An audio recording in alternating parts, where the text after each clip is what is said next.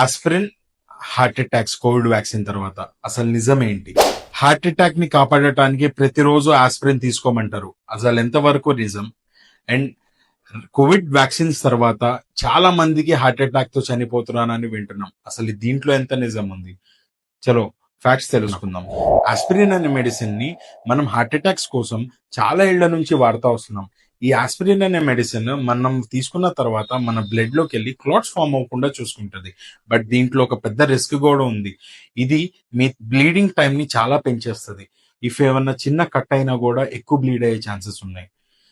Recent guide lines ప్రకారము aspirin మీకు ఒక హార్ట్ డిసీజ్ ఉన్నప్పుడు కానీ లేదా మీ డాక్టర్ స్పెసిఫికల్లీ చెప్పేంత వరకు కానీ ఆస్పిరిన్ మీకై మీరు స్టార్ట్ చేయకూడదు.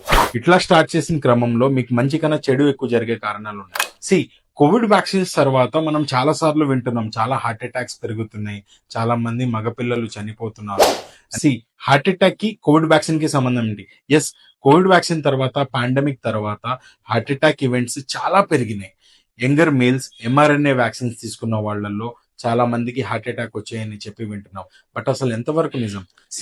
మయోకార్డిటిస్ వల్ల డేటా ఏం చెప్తుందంటే హార్ట్ లో ఇన్ఫ్లమేషన్స్ చాలా నిజమే, కానీ కోవిడ్ వ్యాక్సిన్ ఒక్కదాని వల్లే కాదు, కోవిడ్ రావటమే పెద్ద ప్రాబ్లం. కోవిడ్ తర్వాత క్రానిక్ స్ట్రెస్ ఉండటము, సెడెంటరీ లైఫ్ స్టైల్ ఉండటం, మనం వెయిట్ గెయిన్ చేయటం, టైం కానీ టైంలో తినటం, జంక్ ఫుడ్స్ ఎక్కువ తినటము, వేరే బ్యాడ్ హ్యాబిట్స్ కి అలవాటు పడటము, రెగ్యులర్ చెకప్స్ చూయించుకోకపోవటం, ఇవన్నీ కారణాలు హార్ట్ అటాక్ కి. కొత్త వ్యాక్సిన్ ఒక్కటే కారణం కాదు. సో అలాగే ఆస్పిరిన్ ని కూడా అందరూ రోజు మింగకూడదు. సో ఆస్పిరిన్ ఎవ్రీడే అందరూ తీసుకోకూడదు. కోవిడ్ వ్యాక్సిన్ ఎలాగైతే వరల్డ్ లో ఉన్న హార్ట్ అటాక్స్ అన్నిటికీ కారణం కాదో, అలాగే ఆస్పిరిన్ కూడా ఎవరికైతే ప్రిస్క్రైబ్ చేయబడిందో వాళ్ళు మాత్రమే తీసుకోవాలా. సో నేను మీ ఇర్ఫాన్ జావేద్, మీ లోకల్ ఫార్మసిస్ట్ ని. మీకు నిజమైన సమాచారం, నిజమైన సైన్స్, నిజమైన జాగ్రత్త చెప్పడానికి ఉన్నా.